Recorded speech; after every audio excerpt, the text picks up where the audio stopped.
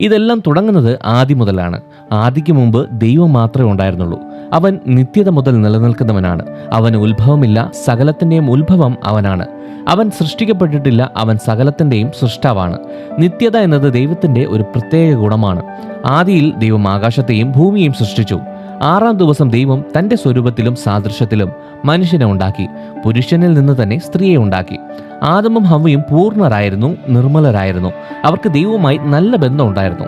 ദൈവമുണ്ടാക്കിയ എല്ലാ കാര്യങ്ങളെയും കാവൽ ചെയ്ത് അവർ ദൈവത്തിൻ്റെ തോട്ടത്തിൽ സന്തോഷത്തോടെ ജീവിച്ചു. എന്നാലും അവർ പാപത്തിൽ വീണു. അത് കാരണം മുഴുവൻ മനുഷ്യവംശവും ദുഷ്ടതയിലും പാപത്തിലുമായി. കാരണം നാം എല്ലാവരും ആദമിൽ നിന്നാണ് ഉണ്ടായത്. ആദമിനും ഹവ്വയ്ക്കും 2 മക്കൾ ജനിച്ചു, കായീൻ, ഹാബേൽ.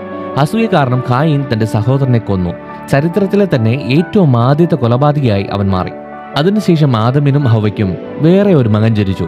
ഷേത്ത് എന്നാണ് അവന്റെ പേര്. അവന്റെ സന്തതി ദൈവത്തോട് അടുത്ത് ജീവിക്കാൻ തുടങ്ങി.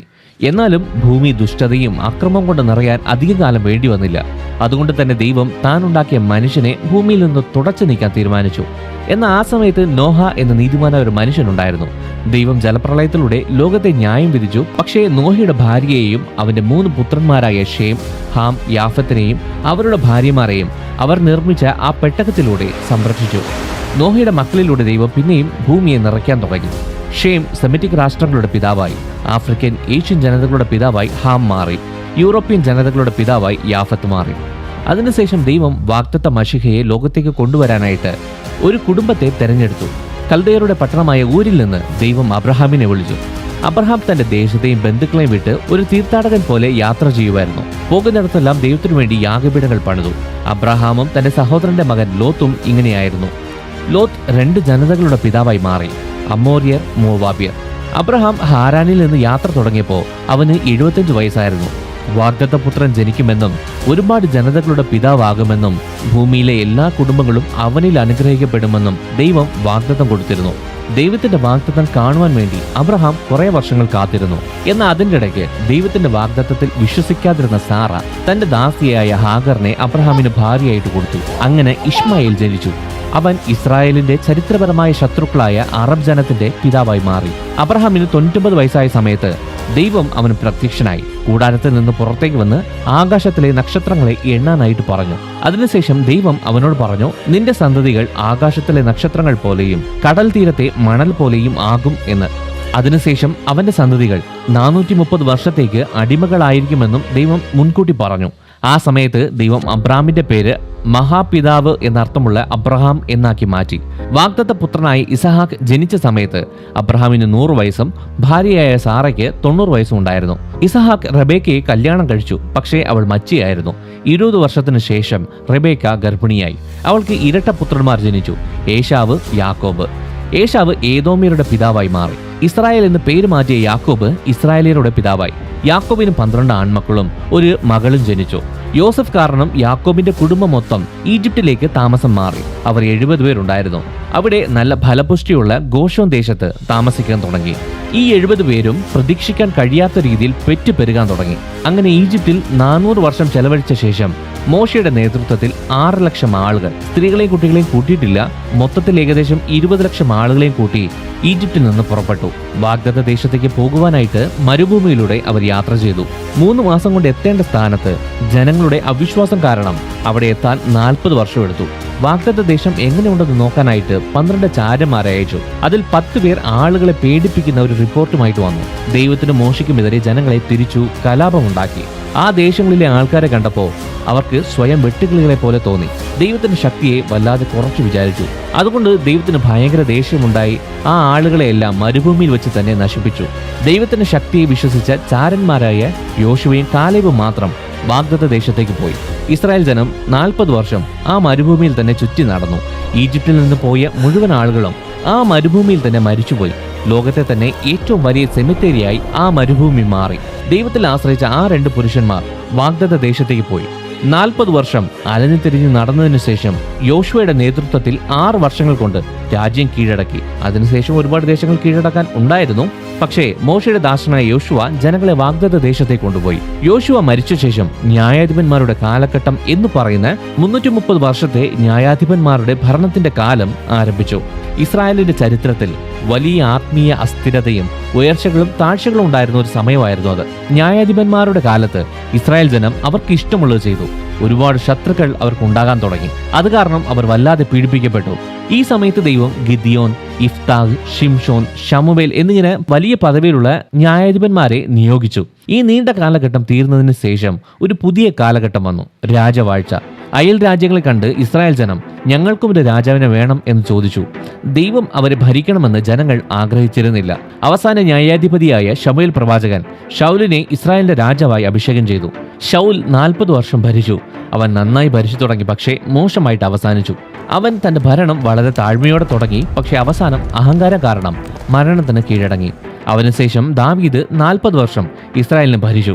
ഇസ്രായേലിന്റെ തലസ്ഥാനം ഹെബ്രോണിൽ നിന്ന് യെരുശലേമിലേക്ക് മാറ്റി. അവന്റെ ഭരണം നല്ലതായിരുന്നു. ദാവീദ് തന്റെ രാജ്യം ശക്തിപ്പെടുത്തി ഇസ്രായേലിൽ ഏറ്റവും അറിയപ്പെടുന്ന രാജാവായി തീർന്നു. നല്ല സമ്പത്ത് സമ്പാദിച്ചു, ദേശങ്ങൾ കീഴടക്കി, സൈന്യങ്ങളെ പരാജയപ്പെടുത്തി, ദൈവത്തിന്റെ ഹൃദയപ്രകാരമുള്ള മനുഷ്യനായി മാറി. ദൈവത്തിനെതിരെ ഗുരുതരമായ പാപം ചെയ്തിട്ടും അവൻ തന്റെ തെറ്റ് മനസ്സിലാക്കി അനുദപിച്ചു. ദൈവം ക്ഷമിച്ചു. അവന്റെ വംശപരമ്പരയിൽ നിന്ന് മഷിഹ വന്നു. അവന്റെ മരണശേഷം ശലോമോൻ 40 വർഷം ഇസ്രായേലിനെ ഭരിച്ചു. അവൻ ദൈവത്തോട് ജ്ഞാനം ചോദിച്ചു. ദൈവം അവന് ജ്ഞാനവും സമ്പത്തും കൊടുത്തു. അവന്റെ കാലത്ത് അവൻ ലോകം അറിയപ്പെടുന്ന ഒരു ജ്ഞാനിയായി മാറി. യെരുശലേമിൽ ദൈവാലയം പണിതു. അവന്റെ ഭരണകാലത്ത് സമാധാനം ഉണ്ടായിരുന്നു. യുദ്ധം ഒന്നും തന്നെ ഇസ്രായേലിൽ ഉണ്ടായിരുന്നില്ല. എന്നാലും ഒരുപാട് ഭാര്യമാർ ഉണ്ടായിരുന്നത് കാരണം അവന്റെ ഹൃദയം ദുഷിച്ചു. നല്ല പ്രായമായതിനു ശേഷമാണ് ശലോമോൻ ദൈവത്തിലേക്ക് തിരിഞ്ഞ് പാപത്തെക്കുറിച്ച് മനസ്സിലാക്കി അനുദപിച്ചത്. അങ്ങനെ 12 ഗോത്രവും 120 വർഷം ഒരുമിച്ച് നിന്നു. ശൗൽ മന്ത്രവാദത്തിലും ദാവീദ് വ്യഭിചാരത്തിലും ശലോമോൻ വിഗ്രഹാരാധനയിലും വീണു. രാജാക്കന്മാരെ ഞങ്ങൾക്ക് വേണമെന്ന ജനത്തിന്റെ ആഗ്രഹം ദൈവം അവർക്ക് കൊടുത്തു. എന്നാൽ അവർ രാജാവിനെ ചോദിച്ചതുകൊണ്ട് അതിന്റെ അനന്തരഫലങ്ങൾ ജനങ്ങൾ തന്നെ അനുഭവിച്ചു. ശലോമോന്റെ മരണശേഷം ഒരുപാട് നികുതി ഞങ്ങളുടെ മേൽ ചുമത്തി, അതിനെ കുറച്ചു തരണമെന്ന ജനങ്ങളുടെ അപേക്ഷ ശലോമോന്റെ മകനായ രഹോബിയാം കേട്ടില്ല. അതുകൊണ്ട് രാജ്യം രണ്ടായി. ശലോമോൻ സർക്കാരിന്റെ ആഡംബരവും പ്രതാപവും എല്ലാം നിലനിന്നിരുന്നത് തൊഴിലാളികളുടെ മേലിട്ടിരുന്ന അമിതമായ നികുതി കാരണമാണ്. പിന്നെ അധികാര മാറ്റം ഉണ്ടായതുകൊണ്ട് നികുതിയിൽ എന്തെങ്കിലും മാറ്റം ഉണ്ടാകാൻ സാധ്യതയുണ്ട് എന്ന് അവർ വിചാരിച്ചു. പക്ഷേ അങ്ങനെ മാറ്റങ്ങൾ ഉണ്ടാകാത്തത് കൊണ്ട് പുതിയ രാജാവിനെ അംഗീകരിക്കാൻ അവർക്ക് കഴിഞ്ഞില്ല. അങ്ങനെ 12 ഗോത്രങ്ങളിൽ 10 ഗോത്രം രഹോബിയാമിനെതിരെ തിരിഞ്ഞു. അവരെ വാഴാൻ യൊരോബിയാം എന്ന പുതിയ രാജാവിനെ അവർ തെരഞ്ഞെടുത്തു. അവർ വടക്കൻ ഇസ്രായേൽ എന്ന രാജ്യമുണ്ടാക്കി. അതിന്റെ തലസ്ഥാനം ശമര്യയാക്കി. വടക്കൻ രാജ്യം 209 വർഷം നിലനിന്നു. ഈ രാജ്യത്തിന് 8 വ്യത്യസ്ത രാജവംശങ്ങളിൽ നിന്നുള്ള 19 രാജാക്കന്മാർ അതിനെ ഭരിച്ചു. ഈ രാജാക്കന്മാർ ആരും തന്നെ നീതിമാന്മാരല്ലായിരുന്നു. എല്ലാവരും ദൈവത്തിൽ നിന്ന് അകന്നു മാറി യൊരോബിയാം ചെയ്തതുപോലെ ചെയ്തു. രാഷ്ട്രീയ ആവശ്യങ്ങൾക്ക് വേണ്ടി മതത്തെ ഉപയോഗിക്കാൻ ഈ രാജാവ് തീരുമാനിച്ചിരുന്നു. തന്റെ ജനം യെരുശലേം ദേവാലയത്തിൽ ആരാധിക്കാനായിട്ട് പോയാൽ ചിലപ്പോൾ യഹൂദ രാജാക്കന്മാർ അവരെ വശീകരിക്കാൻ സാധ്യതയുണ്ട് എന്ന് ഭയന്നു. വടക്കൻ രാജ്യത്തിലുള്ള ബഥേലിലും ഗിൽഗാലിലും ബർഷബയിലും ക്ഷേത്രങ്ങൾ പണിയാൻ യൊരോബിയാം തീരുമാനിച്ചു.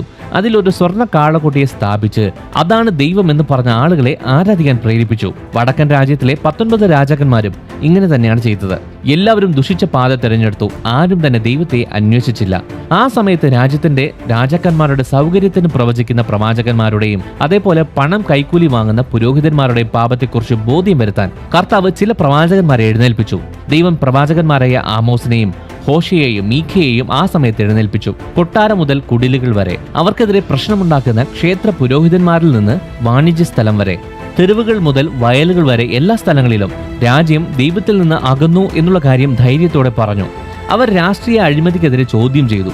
സാമൂഹിക അനീതിയെയും സാമ്പത്തിക അടിച്ചമർത്തലിനെയും അവർ തുറന്നു പറഞ്ഞു. അവർ ജനങ്ങളെ മാനസാന്തരപ്പെടാനായിട്ട് ഉപദേശിച്ചു. പക്ഷേ അവർ പറഞ്ഞ ഉപദേശങ്ങൾ ചെകിടന്മാരുടെ കാതുകളിൽ വീണതുപോലെ ആരും തന്നെ കേട്ടില്ല. ആഹാബ് ഭരിക്കുന്ന സമയത്ത് ഭാര്യയായ ഇസബേൽ കനാന്യരുടെ സമൃദ്ധിയുടെ ദേവനായി അവർ വിശ്വസിക്കുന്ന ബാലിന്റെ ആരാധന ഇസ്രായേൽ മൊത്തം വ്യാപിച്ചു. ആ സമയത്ത് ദൈവം പ്രവാചകനായ ഏലിയാവിനെ ഈ അന്യദൈവം ഒന്നുമല്ല എന്ന് കാണിക്കാനും അതിന്റെ മേലുള്ള വിശ്വാസത്തെ തകർക്കാനും വേണ്ടി അവനെ നിയോഗിച്ചു. ഈ രാജ്യത്തിൽ നിന്ന് തന്നെ ദൈവം ഏലിയാവ് ചെയ്ത അത്ഭുതകരമായ ശുശ്രൂഷ തുടരാൻ വേണ്ടി ഏലിശയെ നിയോഗിച്ചു. എന്നാൽ ഇസ്രായേൽ ദൈവത്തിന്റെ ശബ്ദം കേൾക്കാൻ തയ്യാറായില്ല. കർത്താവ് നല്ല അടി കൊടുക്കുന്ന രീതിയിൽ ഇസ്രായേൽ ജനത്തിനെതിരെ അസറിയ ദേശത്തെ എഴുന്നേൽപ്പിച്ചു. ഇസ്രായേലിനെതിരായ ദൈവത്തിന്റെ കോപം ഇങ്ങനെയായിരുന്നു. അസറിയ യോദ്ധാവും രക്തദാഹിയുമായ രാജ്യമാണ്. ഒരു രാജ്യത്തെ കീഴടക്കുമ്പോഴെല്ലാം അവർക്കെതിരെ ഭയങ്കരമായിട്ടുള്ള ക്രൂരതകൾ ചെയ്യാറുണ്ട്. പൊതുവെ എല്ലായിടങ്ങളിലും ശവശരീരങ്ങൾ കൊണ്ട് നിറയ്ക്കും. തലവെട്ടി വീടിന്റെയും നഗരവാതിലിന്റെയും മുൻപിൽ കുത്തിവെക്കും. അവിടുത്തെ ആളുകളെ എങ്ങനെയൊക്കെ അപമാനിക്കാൻ പറ്റുമോ അങ്ങനെയൊക്കെ അപമാനിക്കും. വടക്കൻ ജനതയെ അടിമപ്പെടുത്തിയതിനു ശേഷം സാഗൻ രണ്ടാമൻ രാജാവ് അന്യജാതിക്കാരെ ആ ദേശത്ത് താമസിപ്പിക്കാൻ തുടങ്ങി. അങ്ങനെ ഒരുപാട് മതക്കാർ അവിടെ താമസിക്കാൻ തുടങ്ങി. പല മതങ്ങൾ അതിനകത്തുണ്ടാകുമ്പോൾ ഇസ്രായേലിന്റെ നിലനിൽപ്പിനെ ദുർബലപ്പെടുത്തുമെന്ന് അവന് അറിയാമായിരുന്നു. അങ്ങനെ ഈ അന്യജാതി മിശ്രിതത്തിൽ നിന്ന് ഇസ്രായേലിൽ ശമര്യക്കാർ എന്നൊരു പുതിയ ജനത ഉണ്ടായി. അവർ പിന്നീട് യഹൂദ ജനത്തിന്റെ കടുത്ത ശത്രുക്കളായി മാറി. ഇത് വടക്കൻ രാജ്യമായ 10 ഗോത്രങ്ങൾക്ക് സംഭവിച്ചതാണ്.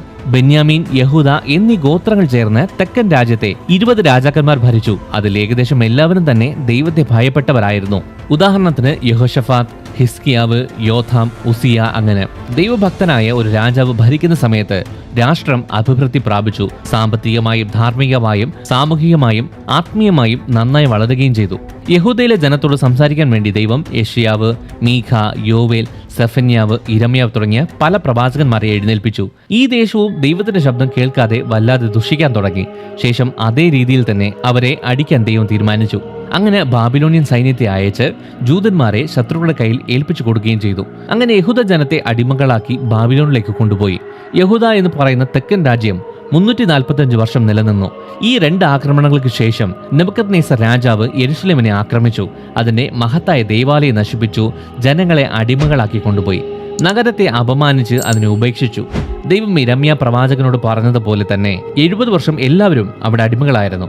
ആ പ്രവാസകാലത്ത് ദൈവം യിരെമ്യാവ്, യെഹെസ്കേൽ, ദാനിയേൽ എന്നീ പ്രവാചകന്മാരെ എഴുന്നേൽപ്പിച്ചു. ഈ സമയങ്ങളിൽ ആളുകൾ വിഗ്രഹത്തെ ആരാധിക്കുന്നത് നിർത്തി. അവിടെ സിനഗോഗുകൾ ഉയരാൻ തുടങ്ങി. ആ 70 വർഷം കഴിഞ്ഞതിന് ശേഷം യഹൂദയിലെ ജനങ്ങൾ അവരുടെ ദേശത്തേക്ക് തിരിച്ചു വന്നു. ആ സമയത്ത് ബാബിലോണിയൻ രാജ്യത്തെ മേഡോ പേർഷ്യൻ സാമ്രാജ്യം പിടിച്ചെടുത്തു. കോരേശ് ജനിക്കുന്നതിന് 200 വർഷങ്ങൾക്ക് മുമ്പ് ദൈവം പ്രവചിച്ചു.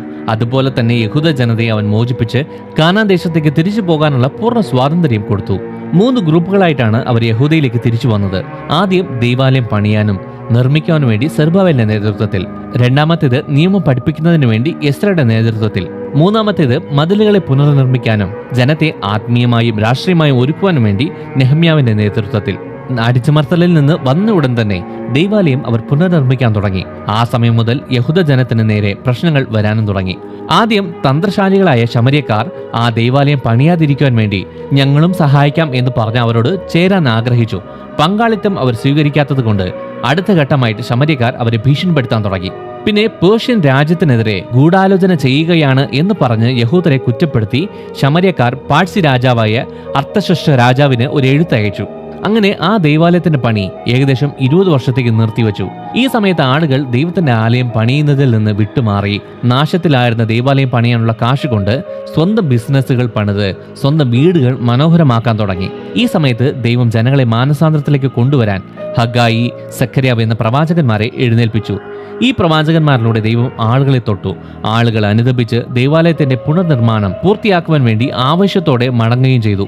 ശേഷം ഒരു വലിയ ആത്മീയ ഉണർവ് അവിടെ ഉണ്ടായി. കുടുംബങ്ങളിലും പൗരോഹിത്യത്തിലും പുനഃക്രമീകരണം ഉണ്ടായി. ദൈവത്തിലേക്ക് പൂർണ്ണ ഹൃദയത്തോടെ എല്ലാവരും തിരിഞ്ഞു. ഏകദേശം 100 വർഷം കഴിഞ്ഞിട്ട് അടുത്ത പുതിയ തലമുറയുടെ കാലഘട്ടം ആരംഭിച്ചു. ഈ സമയത്ത് ആളുകൾ ദൈവാലയത്തിൽ പോയി യാഗങ്ങൾ അർപ്പിക്കുന്നുണ്ടായിരുന്നു. പക്ഷേ അവർ ദൈവത്തെ ബഹുമാനിച്ചല്ല ചെയ്തത്. കർത്താവിന്റെ മേശയെ നിന്നിച്ച് അത് മലിനമായി കണക്കാക്കി. അവർ കണ്ണില്ലാത്ത, രോഗമുള്ള, മുടന്തുള്ള മൃഗങ്ങളെ ദൈവത്തിന് ഹോമയാഗങ്ങളായി അർപ്പിച്ചു തുടങ്ങി. പുരോഹിതന്മാർ അഴിമതി ചെയ്തു തുടങ്ങി. ദൈവവചനം ജനങ്ങളോട് പഠിപ്പിക്കുന്നത് നിർത്തി. കുടുംബം ഇല്ലാതാകാൻ തുടങ്ങി. വിവാഹങ്ങൾ തകരാൻ തുടങ്ങി. വിവാഹമോചനത്തിൽ അവസാനിച്ചു. ദൈവത്തിന് തങ്ങളെ ന്യായം വിധിക്കാൻ കഴിയുമെന്ന് ആളുകൾ വിശ്വസിച്ചില്ല. അവർ ദൈവാലയത്തിൽ പോകുന്നുണ്ടായിരുന്നു, എന്നാലും അവർ ദൈവത്തിൽ നിന്ന് വളരെ അകലെയായിരുന്നു. ആ സമയത്ത് ദൈവം മാലാഖിയെ നിയോഗിച്ചു. പ്രവാചകനെ മാലാഖിക്ക് ശേഷം ക്രിസ്തുവിന് 400 വർഷങ്ങൾക്ക് മുമ്പ് പഴയ നിയമം അവസാനിച്ചത് ഇങ്ങനെയാണ്. ഇരുണ്ട കാലഘട്ടം അല്ലെങ്കിൽ പ്രാവചനിക നിശബ്ദതയുടെ കാലഘട്ടം എന്ന് വിളിക്കുന്ന 400 വർഷത്തെ ഒരു നീണ്ട കാലഘട്ടം ഉണ്ടായിരുന്നു. ആ സമയത്ത് കാനോനിക്കൽ അല്ലാത്ത മത ചരിത്ര പുസ്തകങ്ങൾ, അപ്പോക്രിഫൽ പുസ്തകങ്ങൾ എഴുതി. പഴയ നിയമം ഹീബ്രുവിൽ നിന്ന് ഗ്രീക്കിലേക്ക് തർജ്ജമ ചെയ്തു. ഇതിനെ സെപ്റ്റുവജന്റ് പതിപ്പ് എന്നാണ് പറയുന്നത്. മേദോ പേർഷ്യൻ സാമ്രാജ്യത്തെ ഗ്രീക്ക് സാമ്രാജ്യം കീഴടക്കി. മഹാനായ അലക്സാണ്ടർ 33 വയസ്സിൽ രാഷ്ട്രങ്ങളെയും രാജ്യങ്ങളെയും കീഴടക്കിയ ശേഷം കീഴടക്കാൻ ഇനി ഭൂമിയില്ലെന്ന് കരഞ്ഞുകൊണ്ട് അകാലത്ത് മരിച്ചു.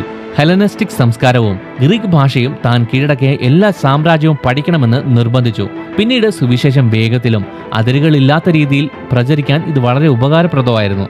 അലക്സാണ്ടറിന്റെ മരണത്തിന് ശേഷം ആ രാജ്യങ്ങളെല്ലാം 4 ജനറൽമാരുടെ കയ്യിലായി. ചിലപ്പോൾ ഒരാൾ അല്ലെങ്കിൽ മറ്റൊരാൾ, അങ്ങനെ പലരുടെയും ആധിപത്യത്തിന്റെ കീഴിലായിരുന്നു ഇസ്രായേൽ. ഈ സമയത്ത് ആന്റിക്കസ് എപ്പിഫാനസ് യെരുശലേമിലെ ദൈവാലയത്തിന്റെ ബലിപീഠത്തിൽ ഒരു പന്നിയെ ബലിയർപ്പിച്ചതുകൊണ്ട് ജൂതന്മാരെ പ്രകോപിപ്പിച്ചു. ആ മൃഗം അവർക്ക് വെറുപ്പുള്ളതാണ്. ഈ കാര്യം മക്ബേരയുടെ യുദ്ധത്തിന് തുടക്കമിട്ടു. ഒരുപാട് രക്തച്ചൊരിച്ചിലുകൾക്ക് ശേഷം യൂദാസ് മക്ബേസ് ആ യുദ്ധത്തിൽ ജയിച്ചു. BC 63 പോംപെ യെരുശലേമിനെ കീഴടക്കി. റോമാക്കാർ യെരുശലേമിനെ അടിമകളാക്കി. മഹാനായ ഹേരോദാവ് അദ്ദേഹത്തിന്റെ സ്ഥാനത്ത് ഭരിച്ചു. യെരുശലേമിലെ ദേവാലയം വലുതാക്കി മനോഹരമാക്കിയത് മഹാനായ ഹേരോദാവായിരുന്നു. അന്താരാഷ്ട്ര വ്യാപാരത്തിന് വഴിയൊരുക്കി. മിഷണറിമാർക്ക് ലോകമെമ്പാടുമുള്ള യാത്രയ്ക്ക് സൗകര്യപ്രദമാകുകയും ചെയ്ത് സിസേറിയ തുറമുഖം പണിതു. മാത്രമല്ല ഒരുപാട് കൊട്ടാരങ്ങളും കോട്ടകളും പണിതു. എന്നിരുന്നാലും ഹേരോദാവ് ഒരു സുരക്ഷിതമല്ലാത്ത ഒരു ആക്രമസക്തനായിരുന്നു. സിംഹാസനം നഷ്ടപ്പെടുമോ എന്ന ഭയം ജീവിതകാലം മുഴുവൻ അദ്ദേഹത്തിനുണ്ടായിരുന്നു. അദ്ദേഹം 10 തവണ കല്യാണം കഴിച്ചു. ഒരുപാട് കുട്ടികളുണ്ടായിരുന്നു.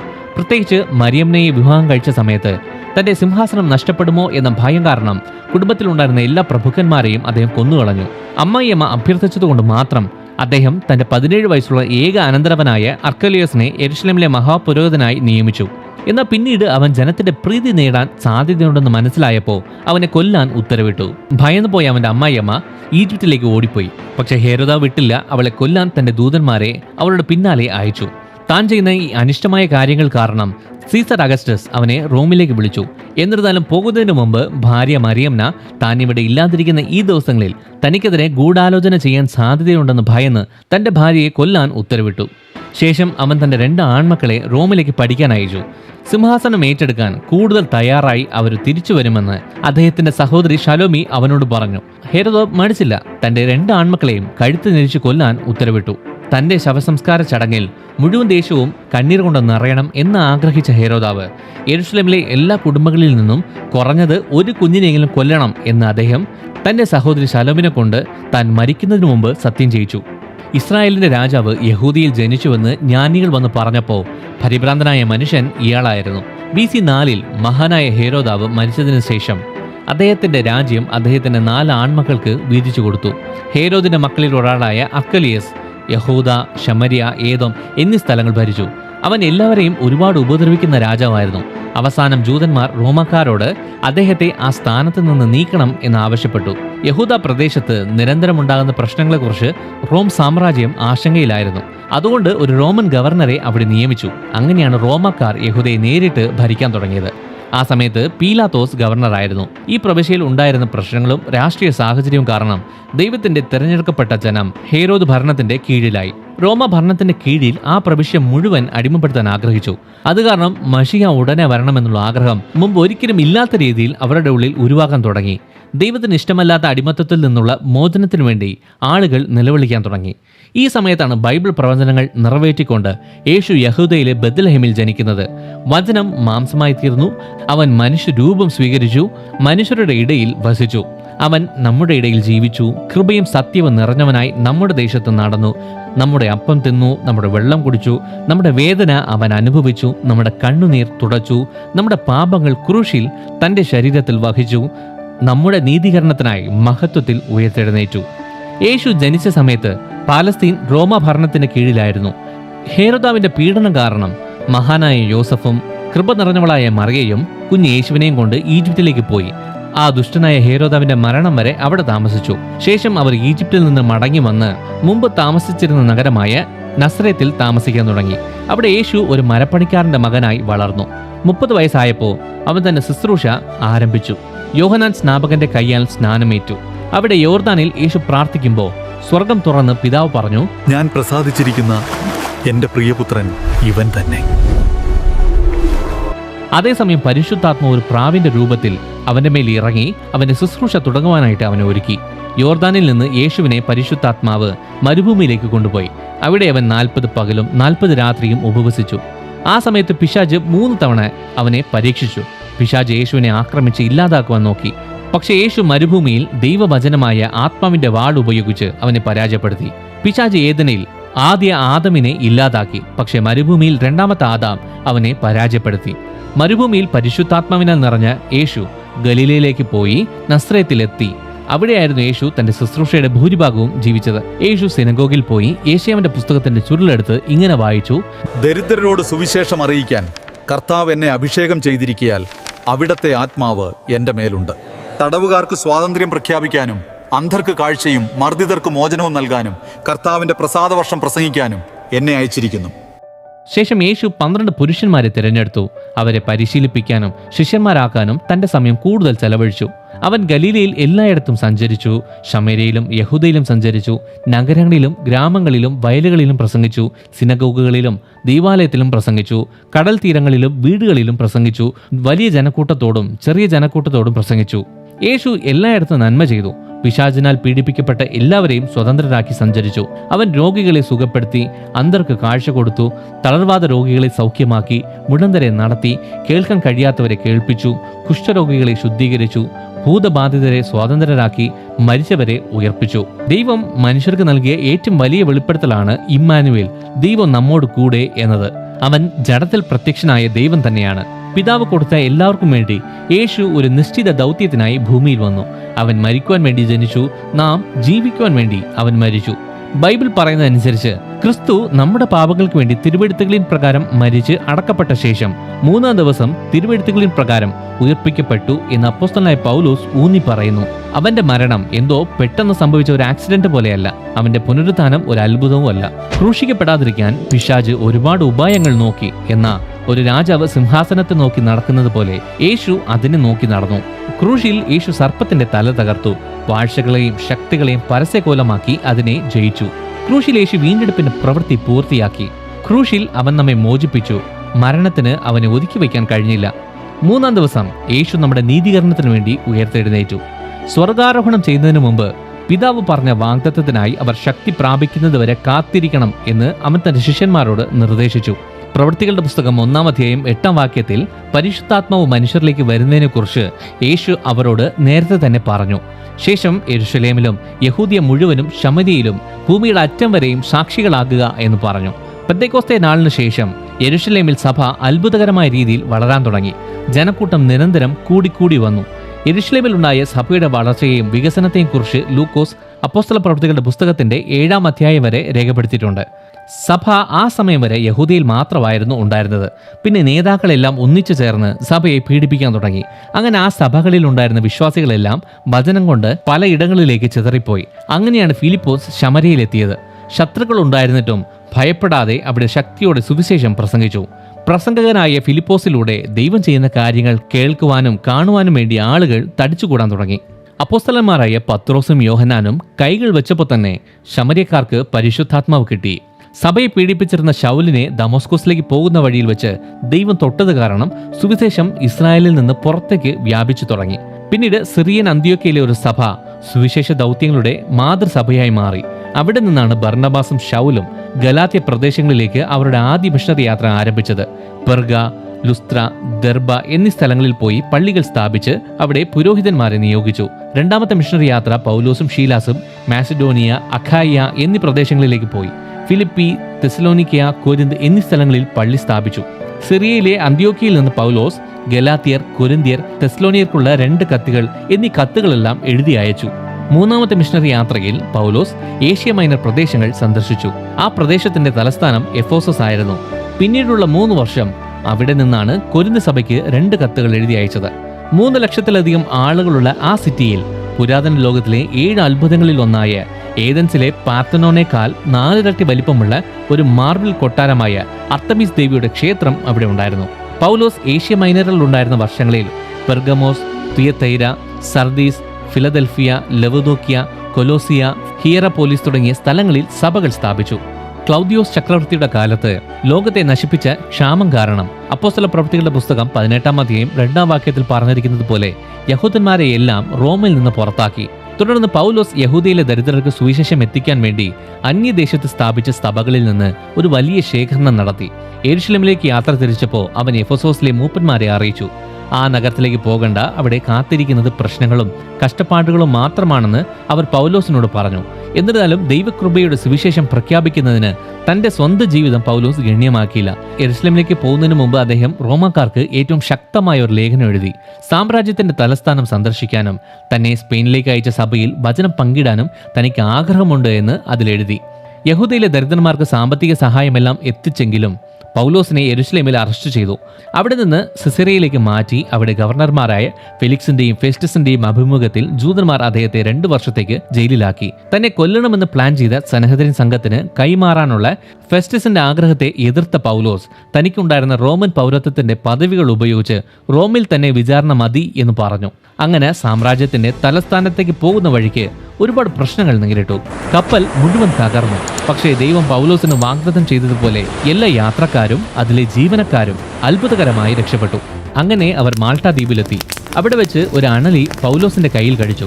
പക്ഷെ ദൈവം സർപ്പത്തിന്റെ മാരകമായ വിഷത്തെ നിർവീര്യമാക്കി ആ ദ്വീപിൽ ഉണ്ടായിരുന്ന എല്ലാ രോഗികളെയും സൗഖ്യമാക്കാൻ പൗലോസിന് ദൈവം ഉപയോഗിച്ചു. ശേഷം മാൾട്ട ദ്വീപിൽ ഉണ്ടായിരുന്നവർ പൗലോസിന് എന്തൊക്കെയാണോ ആവശ്യം അതെല്ലാം കൊടുത്ത് അവന് റോമിലേക്ക് അയച്ചു. അവിടെ അദ്ദേഹം 2 വർഷം ഒരു വാടക വീട്ടിൽ തടവിലായിരുന്നു. അവിടെ നിന്ന് പൗലോസ് കൊട്ടാര കാവൽക്കാരനോട് സുവിശേഷം പറഞ്ഞു. വിശ്വാസികളെ സുവിശേഷം പറയാൻ പ്രോത്സാഹിപ്പിച്ചു. എഫേസ്യർ, ഫിലിപ്പിയർ, കൊലോസിയർ, ഫിലമോൻ എന്നിവർക്ക് അവിടെ വെച്ച് കത്തുകൾ എഴുതി. ഈ കാലഘട്ടത്തിന് ശേഷം പൗലോസ് ജയിൽ മോചിതനായി. തുടർന്ന് തീമോത്തേക്കുള്ള ആദ്യ ലേഖനവും തീത്തോസിനുള്ള ലേഖനവും എഴുതി. എന്നാൽ AD 64 മുതൽ സഭയുടെ പീഡനം മതപരമായ രീതിയിൽ നിന്ന് മാറി രാഷ്ട്രീയപരമായ രീതിയിൽ മാറി. അതുകൊണ്ട് പിന്നെയും പൗലോസ് ജയിൽ ശിക്ഷ അനുഭവിക്കേണ്ടി വന്നു. AD 64 ജൂലൈ 17-ാം തീയതി 10 ലക്ഷത്തിലധികം ആളുകളുള്ള റോം നഗരം കത്തിച്ചു. ഒരു നടന്റെ വേഷം ധരിച്ച നീറോ ചക്രവർത്തി മാറ്റ്സിന ഗോപുരത്തിന്റെ മുകളിൽ കയറി. അവിടെ നിന്ന് തീജ്വാലകൾ നഗരത്തെ വിഴുങ്ങുന്ന അത്ഭുത കാഴ്ച അദ്ദേഹം കണ്ടു. 7 രാത്രിയും 6 പകലും നഗരത്തിൽ തീ കത്തി. അണഞ്ഞപ്പോൾ നഗരത്തിന്റെ 70% ഇല്ലാതായി. റോമിലെ 14 അയൽപ്പക്കങ്ങളിൽ 10 എണ്ണവും തീക്ക് ഇരയായി. ജൂതന്മാരും ക്രിസ്ത്യാനികളും തിങ്ങിപ്പാർക്കുന്ന 4 അയൽപ്പക്കങ്ങളിലുള്ള ക്രിസ്ത്യാനികളാണ് റോം കത്തിച്ചതെന്ന് നീറോ ചക്രവർത്തി കുറ്റപ്പെടുത്തി. ശേഷം സഭയെ ക്രൂരമായി പീഡിപ്പിക്കാൻ തുടങ്ങി. എല്ലാവരെയും ക്രൂശിക്കാൻ ആവശ്യമായ ക്രൂശ് അവിടെ ഇല്ലായിരുന്നു. അത്രത്തോളം വിശ്വാസികളെ അവർ ക്രൂശിച്ചു. റോമിലെ രാത്രികൾ പ്രകാശിപ്പിക്കുന്നതിനു വേണ്ടി വിശ്വാസികളെ തൂണിൽ കെട്ടി അവരെ പൊതിഞ്ഞ് ജീവനോടെ കത്തിക്കുമായിരുന്നു. അതൊരു വല്ലാത്ത കൂട്ടക്കൊലയായിരുന്നു. ഇപ്പോൾ കിടക്കുന്ന ഈ 2ാമത്തെ ജയിലിൽ നിന്നാണ് പൗലോസ് തന്റെ അവസാന ലേഖനം, അതായത് തീമോത്തേസിന് എഴുതിയ 2ാമത്തെ ലേഖനം എഴുതിയത്. അതിൽ അദ്ദേഹം സ്വന്തം രക്തസാക്ഷിത്വത്തെക്കുറിച്ചും നീതിയുടെ കിരീടം അവകാശപ്പെടുത്താനുള്ള മഹത്തായ പ്രത്യാശയെക്കുറിച്ചും വിവരിക്കുന്നുണ്ട്. അങ്ങനെ AD 67-ൽ പൗലോസ് അപ്പോസ്തലനെ ശിരച്ഛേദനം ചെയ്തു. എന്നിരുന്നാലും ഭാവി തലമുറകൾക്ക് പുതിയ നിയമം എന്ന അനുഗ്രഹിക്കപ്പെട്ട ഒരു പുസ്തകം അവശേഷിപ്പിച്ചു. ഇത് ഈ 50 വർഷത്തിനിടയിൽ എഴുതപ്പെട്ടതാണ്. 4 സുവിശേഷങ്ങളിൽ 3 സുവിശേഷങ്ങൾ ഒരേ വീക്ഷണകോണ് തന്നെയാണ് കാണിക്കുന്നത്. മത്തായി, മർക്കോസ്, ലൂക്കോസ് എന്നീ സുവിശേഷങ്ങൾ. മത്തായി യഹൂദന്മാരുടെ രാജാവായി യേശുവിനെ അവതരിപ്പിക്കുന്നുണ്ട്. യഹൂദന്മാർക്ക് വേണ്ടിയാണ് പ്രധാനമായി എഴുതിയിരിക്കുന്നത്. പഴയ നിയമത്തിൽ നിന്ന് ഒരുപാട് വചനങ്ങൾ എടുത്തെഴുതിയിട്ടുണ്ട്. റോമക്കാർക്ക് വേണ്ടി ഒരു ദാസനായ യേശുവിനെ അവതരിപ്പിക്കുക എന്നതാണ് മർക്കോസിന്റെ ശ്രദ്ധ. യേശുവിന്റെ പഠിപ്പിക്കലുകളെക്കാളും യേശു ചെയ്ത അത്ഭുതങ്ങളിൽ ശ്രദ്ധ കേന്ദ്രീകരിക്കുന്ന സുവിശേഷമാണിത്. ലൂക്കോസിന്റെ സുവിശേഷം യേശുവിനെ മനുഷ്യപുത്രൻ എന്ന് ഊന്നി പറയുന്നു. ഗ്രീക്കുകാർക്ക് വേണ്ടി ഒരു വിജാതീയ വൈദ്യനും ചരിത്രകാരനും സഞ്ചാരിയും എഴുതിയതാണ് ഈ പുസ്തകം. യേശുവിനെ പൂർണ്ണ മനുഷ്യനായി അവതരിപ്പിക്കുന്നതാണ് ലൂക്കോസിന്റെ സുവിശേഷം. അതുകൊണ്ട് യേശുവിന്റെ പ്രാർത്ഥനാ ജീവിതത്തെക്കുറിച്ചും പരിശുദ്ധാത്മാവിന്റെ ശക്തിയിൽ നിർവഹിച്ച ശുശ്രൂഷയെക്കുറിച്ചും ഏറ്റവും കൂടുതൽ സംസാരിക്കുന്ന ഒരു സുവിശേഷമാണ് ലൂക്കോസ്. 1-ാം നൂറ്റാണ്ടിന്റെ അവസാനത്തിൽ ജ്ഞാനവാദത്തെ ഇല്ലാതാക്കുവാൻ വേണ്ടിയാണ് യോഹന്നാൻ സുവിശേഷം എഴുതിയത്. ക്രിസ്തുവിന്റെ ദൈവത്വത്തെ നിഷേധിച്ച ആളുകൾക്ക് യേശുവിൽ ഒരു വ്യത്യസ്തത ഉണ്ട് എന്ന് എടുത്തെഴുതി. യേശു യഥാർത്ഥത്തിൽ ദൈവമാണെന്നും യഥാർത്ഥത്തിൽ മനുഷ്യനാണെന്നും അദ്ദേഹം തെളിയിക്കുന്നുണ്ട്. യേശു ചെയ്ത 7 അത്ഭുതങ്ങളും യേശു യഥാർത്ഥത്തിൽ ദൈവമാണെന്ന് തെളിയിക്കുന്ന 7 ഞാനാകുന്നു എന്ന പ്രസ്താവനകളും യോഹന്നാൻ എഴുതിയിട്ടുണ്ട്. ആദിമ സഭയുമായി ബന്ധപ്പെട്ട കാര്യങ്ങൾ റിപ്പോർട്ട് ചെയ്യുന്ന അപ്പോസ്തലന്മാരുടെ പ്രവൃത്തികളുടെ പുസ്തകം നമുക്കുണ്ട്. സഭയുടെ ജനനം മുതൽ റോം നഗരത്തിൽ സഭ വ്യാപിക്കുന്നതുവരെ അതിൽ പറയുന്നുണ്ട്. 3 പള്ളികൾ ഈ സഭ വളർച്ചയ്ക്ക് നേതൃത്വം കൊടുത്തു. യെരുശലേം, അന്ത്യോക്യ, എഫെസോസ്. ഗലാത്യ, മസഡോണിയ, അഖായ, ഏഷ്യ മൈനർ എന്നീ സാമ്രാജ്യത്തിന്റെ 4 പ്രദേശങ്ങളിലും സഭ നിർമ്മിച്ചു. സഭയുടെ ചരിത്രം തുടങ്ങിയതിനു ശേഷം അപ്പോസ്തല പ്രവൃത്തികളുടെ പുസ്തകത്തിന് അവസാനമില്ല. പെന്തക്കോസ്ത് ദിനത്തിൽ ജനിച്ച സഭയുടെ അവകാശികളും തുടർച്ചക്കാരുമാണ് നാം. അവസാനം ക്രിസ്തുവിന്റെയും അവന്റെ സഭയുടെ വിജയകരമായ വിജയത്തെ വിവരിക്കുന്ന ഒരു എസ്കറ്റോളജിക്കൽ പുസ്തകമായ വെളിപ്പാട് പുസ്തകവും നമ്മുടെ പക്കലുണ്ട്. ഏകദേശം AD 67-ൽ പത്മോസ് ദ്വീപിൽ അപ്പോസ്തലനായ യോഹന്നാൻ എഴുതിയതാണ് ആ പുസ്തകം. ഈ വീഡിയോ ഇഷ്ടമായ ലൈക്ക് ചെയ്യുക, ഈ ചാനൽ സബ്സ്ക്രൈബ് ചെയ്യുക, നിങ്ങളുടെ അഭിപ്രായങ്ങൾ താഴെ കമന്റ് ബോക്സിൽ രേഖപ്പെടുത്തുക. നിങ്ങൾ ദൈവത്താൽ അനുഗ്രഹിക്കപ്പെട്ടവർ.